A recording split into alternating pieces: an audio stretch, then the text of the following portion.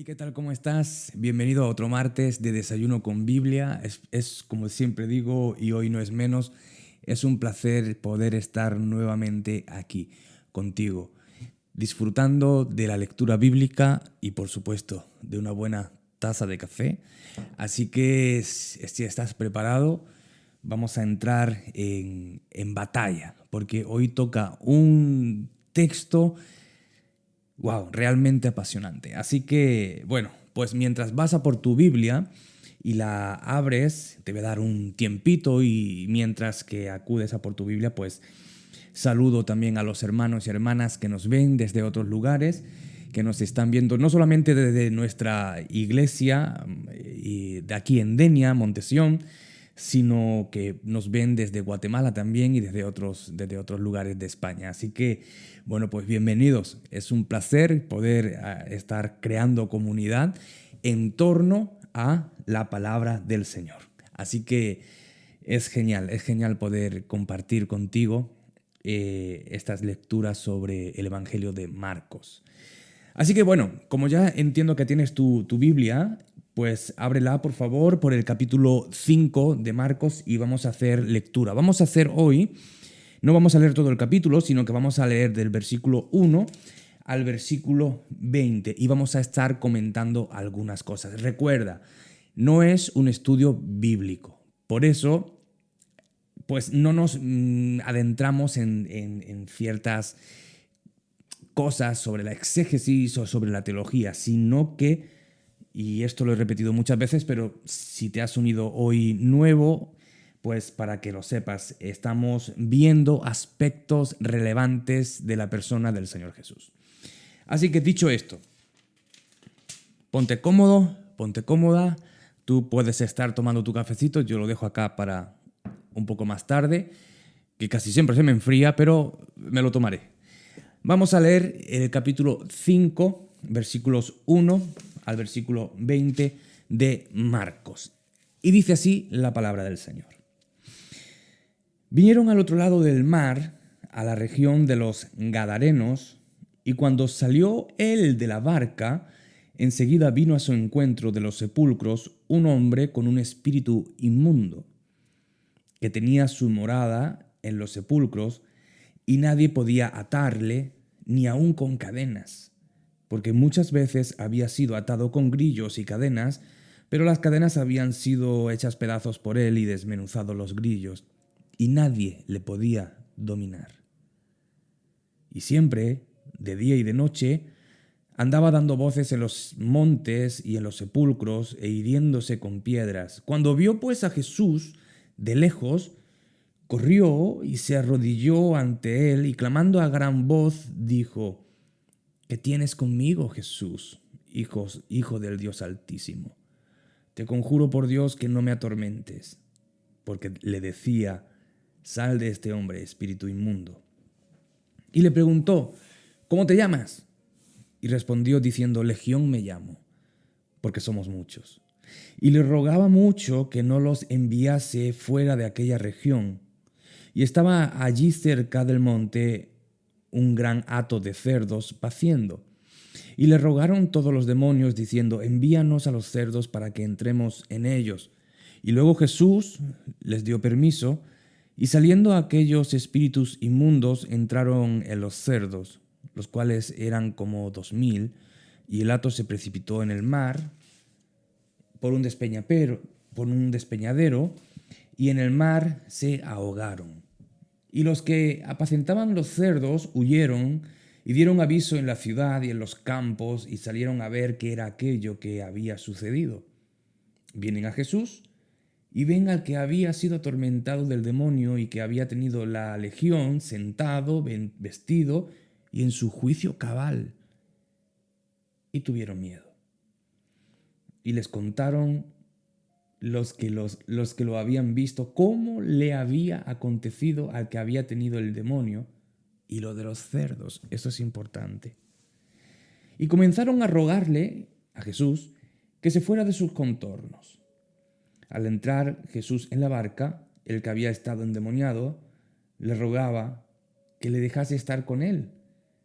Pero Jesús no se lo permitió, sino que le dijo: vete a tu casa, a los tuyos y cuéntales cuán grandes cosas el Señor ha hecho contigo y cómo ha tenido misericordia de ti.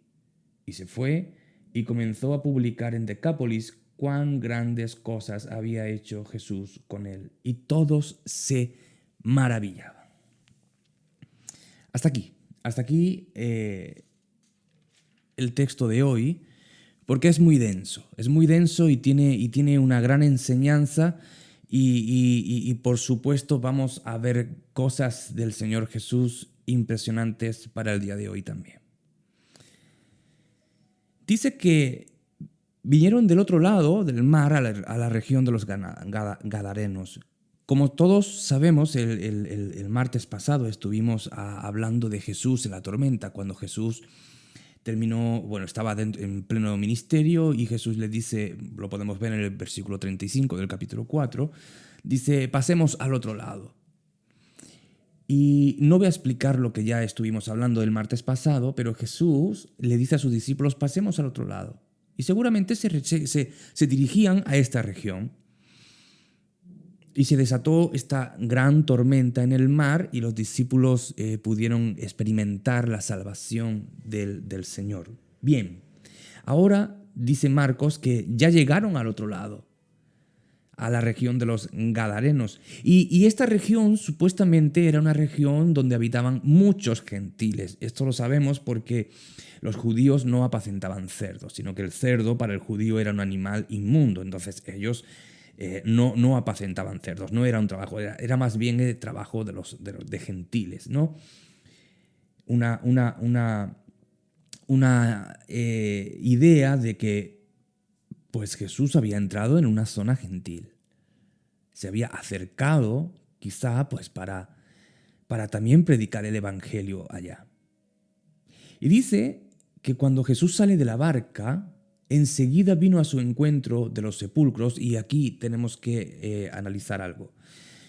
En aquella región, dicen los estudiosos, era una región muy montañosa y con hendiduras en la montaña. Posiblemente los de aquel lugar lo usaban también como sepulcros, pero también dicen los estudiosos que personas dementes hacían sus guaridas allá. Y posiblemente esta persona había visto a Jesús llegar con la barca y fue a su encuentro. Y nos relata el versículo 3, dice que este hombre tenía su morada en los sepulcros y nadie podía atarle, o sea, era una persona conocida en la sociedad de allá y que había sido apresado en muchas ocasiones porque era una persona problemática seguramente y producía un gran daño. Dicen que con cadenas y muchas veces atado con grillos, y las cadenas habían sido despedazadas por él. La gran fuerza que por lo menos el evangelista Marcos nos enfatiza. Y dice el versículo 5, siempre de día y de noche andaba dando voces en los montes y en los sepulcros e hiriéndose con piedras. Vamos, está claro por lo que el evangelista nos dice que es una posesión demoníaca. Y dice que este hombre, esta persona, este endemoniado, cuando vio a Jesús, versículo 6, corrió hacia él y dice algo muy interesante. Se arrodilló ante Jesús. Versículo 7, y clamando a gran voz dijo, ¿qué tienes conmigo? Jesús, Hijo del Dios Altísimo. O sea, el primer punto que quiero destacar aquí es que este poseído sabe quién es Jesús. Esta persona poseída por este demonio o esta legión de demonios se arrodilla ante Jesús y le pide a Jesús que no lo atormente. O sea, lo que estamos viendo aquí es que el demonio reconoce quién es Jesús, va a su encuentro, se arrodilla y le dice, por favor, no me atormentes. Esto es increíble porque el demonio reconoce la autoridad de Jesús. El demonio primero conoce quién es Jesús y reconoce su autoridad. Se arrodilla delante de Jesús. y le ruega, el demonio le ruega, podemos verlo en el versículo 12, que no los envíe de donde proceden, sino que lo envíe. Si lo va a sacar de este hombre, por lo menos le dice, por lo menos déjanos entrar en este hato de cerdos. Dice versículo 13, y luego Jesús les dio permiso, y saliendo aquellos espíritus inmundos entraron en los cerdos, los cuales eran como 2000. Lo interesante aquí es que el demonio, o esta legión de demonios, ruegan a Jesús. No sé si ves conmigo lo que está sucediendo aquí.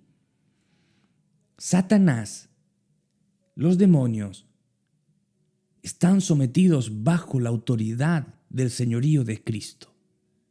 Satanás, los demonios, conocen quién es Jesús y temen a Jesús y están de alguna forma subordinados a Jesús. Tanto que se arrodillan y le piden, por favor, no nos mandes de donde venimos, permítenos entrar por lo menos en estos cerdos. Y el versículo 15, luego de que el Señor les da permiso, el versículo 15 nos habla de que este hombre fue restaurado. Y aquí viene lo interesante del punto de este relato.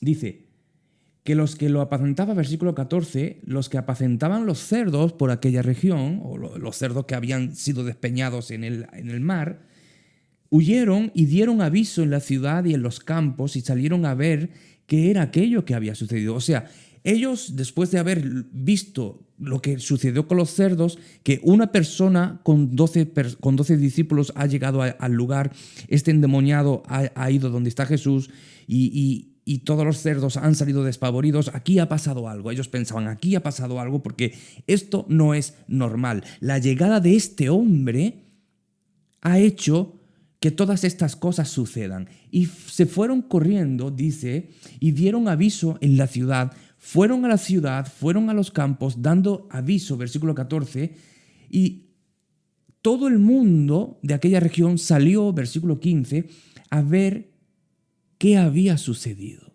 por el testimonio de estos que habían salido y habían contado estas cosas. Versículo 15.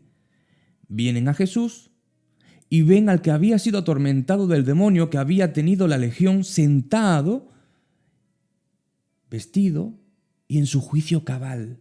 Sanación y salvación. Había sucedido algo extraordinario. El evangelista nos dice anteriormente que las personas de este lugar no podían con este personaje. Lo habían atado con grillos, lo habían atado con cadenas, pero él había roto las cadenas. Era una persona realmente que daba miedo a las personas del lugar. Pero este Jesús llega y lo sana, y estas personas lo ven en su juicio cabal, sentado y vestido, y dice que tuvieron miedo. Las personas que ven esto tuvieron miedo. Y les contaron, estos que habían estado apacentando al cerdo, les contaron a todos los que habían venido en ese momento, les contaron lo que habían visto y cómo había acontecido al endemoniado toda la sanación. Pero también Marcos enfatiza algo, y también lo de los cerdos. Puedes mirar el final del versículo 16. Entonces comenzaron a rogar a Jesús que se fuera de sus contornos. Lo que Marcos nos enfatiza es que estas personas habían visto el poder sobrenatural de este personaje que ha venido en una barca, cómo nadie había podido sanar a este endemoniado. Y este personaje que se llama Jesús, que ha venido de la tierra de los judíos y ha sanado a este endemoniado, cosa que nosotros no podíamos haber hecho. Este hombre es distinto. Este hombre es especial. Este hombre tiene poder. Sin embargo, este hombre nos ha roto nuestra economía. Y ha empezado por los cerdos, cosas han empezado a suceder y nos altera la paz. Y quién sabe si ha empezado a hacer esto, por dónde terminará. Y le piden que se marche. Por favor, Jesús, vete de nuestra tierra. No eres bienvenido aquí. Estamos bien como estamos. No vengas. Este es nuestro territorio. Por favor, vete a donde perteneces. Nosotros no queremos que estés aquí. Y ruegan a Jesús que se marche. Lo que quiero dejar contigo es lo que yo estaba reflexionando. Que Jesús es alguien que no deja indiferente a nada ni a nadie. O sea, Jesús es una persona que no deja indiferente a nada ni a nadie. No deja indiferente a nada, me refiero a las circunstancias. Él promovió y rompió aquellas circunstancias y tampoco deja indiferente a nadie. Jesús, cuando hace acto de presencia, las cosas suceden. La cotidianeidad deja de ser cotidiana. Jesús aporta luz y el pecado se muestra y el pecado es mostrado en las personas. Entonces las personas le piden a Jesús que se marche. La pregunta que yo me hacía es, ¿por qué se le pide a Jesús que se vaya? Bueno, algunos pensamientos apuntaba aquí. El primer punto que apuntaba es porque Jesús cambia lo que está mal. Esta historia que sucedió y que el evangelista plasmó para nosotros hoy, sucede permanentemente en nuestra sociedad. Cuando Jesús llega, hace acto de presencia, aporta luz, el pecado es mostrado, las cosas suceden, las cosas cambian y las personas le piden que se marche. No te queremos aquí, Jesús. Vienes a romper nuestra comodidad, vienes a romper nuestra tranquilidad, vienes a romper nuestra vida tal y como nos la hemos formulado. No eres bienvenido, Jesús, porque tú no te amoldas a nosotros, sino que nos pides que nosotros nos amoldemos a ti y no estamos dispuestos a hacer eso. Esto sucedió en aquel tiempo y sucede en nuestra sociedad. Y yo me preguntaba, bueno, pero si tú ves que llega Jesús y que hace estos milagros, estas señales, es una persona como nunca hubo otra, ¿eso no te impresiona? ¿Eso no le impresiona a las personas? Pues parece que sí, pero no están dispuestos a que esa impresión sea una impresión positiva para amar a Jesús, sino una impresión de rechazo a Jesús. ¿Y por qué? Porque Jesús cambia lo que está mal. ¿Cómo está nuestra sociedad? Piénsalo, ¿cómo está tu sociedad? ¿Cómo está nuestra sociedad? Pues no está muy bien, que digamos. La justicia brilla por su ausencia, el robo cada vez es más grande, cada vez las personas son más vulnerables y los políticos y los ricos y los que están en eminencia, como diría por ahí el texto, pues abusan más de las personas. En unas latitudes más que en otras, quizá en latitudes europeas es menos flagrante, pero en otras latitudes latinoamericanas, por ejemplo, pues es mucho más visible. Nuestra sociedad no está muy bien. Y Jesús, cuando llega, cambia lo que está mal. Entonces, la sociedad, los que la rigen, los que la dirigen, no les interesa que Jesús esté ahí. Y Jesús es sacado. A Jesús se le ha sacado de la sociedad, a Jesús se le ha sacado de los colegios, a Jesús se le ha sacado, yo recuerdo cuando era más joven, cuando era niño, que en nuestro colegio todas las mañanas rezábamos, bueno, sí, un rezo, pero Jesús estaba, o sea, Dios estaba, por lo menos estaba en el aula. A Jesús se le sacó del aula. Ya nos enseña que hay un Dios en los colegios, porque eso no interesa, porque si hay un Dios, tenemos que regirnos bajo la voluntad y las normas de este Dios y nosotros queremos ser libres. No, es que cuando Jesús hace acto de presencia, todo cambia y no estamos dispuestos a pagar ese precio. ¿Por qué los gobiernos no aceptan a Jesús y lo imponen una normativa teísta, teocéntrica? Dios es el centro. Bueno, porque si Jesús entra, cambiaría la forma de actuar de los que están en el poder. Denunciaría el robo. Si Jesús entra, Jesús denunciaría el robo, denunciaría la extorsión, denunciaría la injusticia y el desfavorecimiento por el débil. Jesús obligaría a caminar en una senda según el parámetro de Dios. Y esto implicaría, entonces, agradar a Dios por encima de todas las cosas.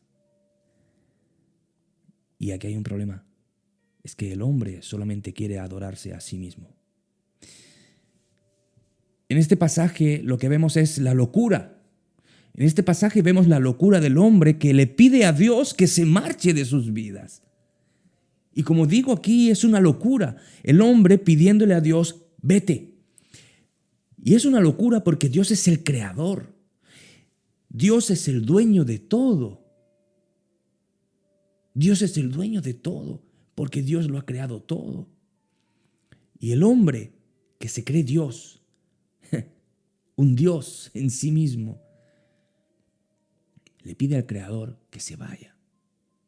¿Con qué derecho el ser humano, criatura minúscula, le pide al Creador de todo, márchate de mi vida? Y esto es lo que sucede. Esto es lo que sucedió aquí, en este pasaje, y esto es lo que sucede día tras día en nuestras sociedades. Y lo que nos muestra el pasaje es algo muy interesante, que Jesús se marchó a petición de ellos.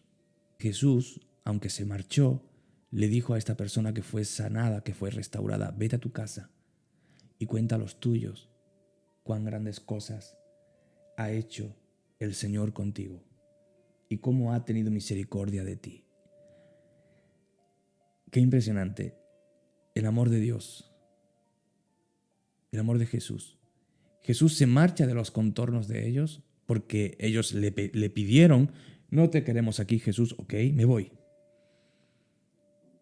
Sin embargo, le dice a este hombre, ve y habla a los tuyos de cuán grandes cosas el Señor ha hecho contigo. La sociedad le ha dicho a Dios, no te queremos aquí. Pero Dios sigue salvando personas en medio de esa sociedad que le ha dicho, no te queremos aquí.